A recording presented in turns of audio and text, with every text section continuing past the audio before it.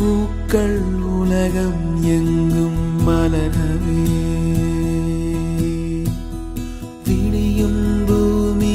அமைதிக்காக விழிகவே மண்மேல் மஞ்சள் வெளிச்சம்